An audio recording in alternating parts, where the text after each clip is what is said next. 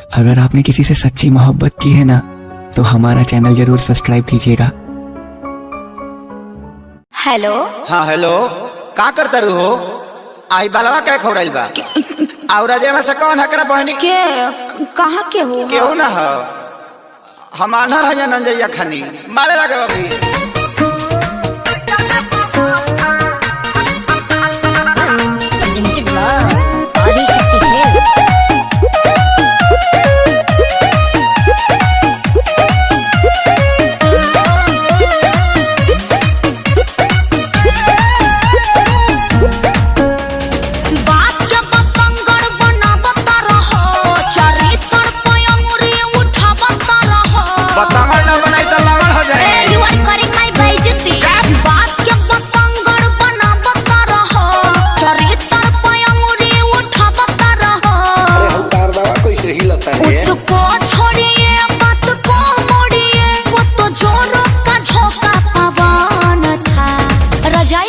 बना दिया था जानो, कोई नहीं था। जो निकलल हतन बड़े रहा का मेरे भैया का फ्रेंड था। ओ सी बुझतरी।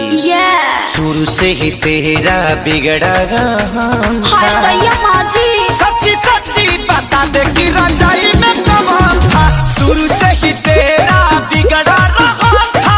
सच्ची बता दे कि रजाइया में कौन था। मेरे भैया का फ्रेंड था। गुरबा बुझतर मारा ना भी जाने जाने दोनों जाए दिया ओकरा के खाए दी।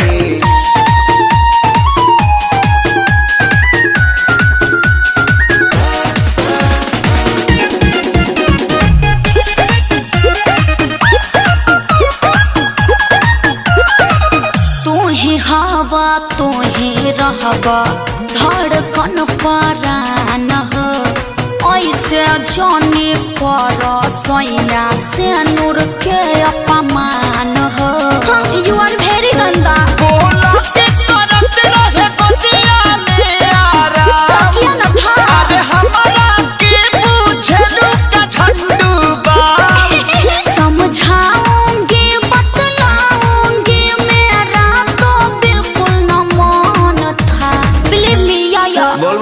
शुरू से ही तेरा बिगड़ा रहा था।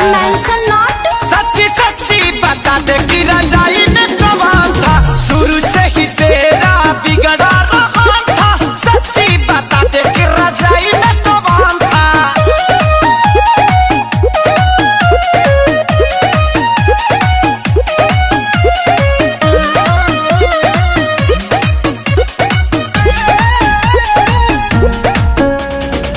बिना जनले बिना सुनले आहे पकर ये धर तार। काहे अखिलेश सजनवा वीडियो कॉल पर लड़ तार। देखिए हम लूट जाएंगे।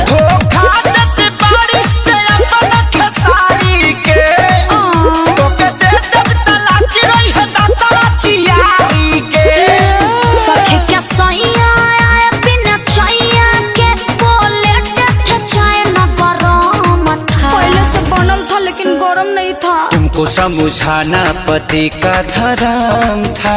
क्यों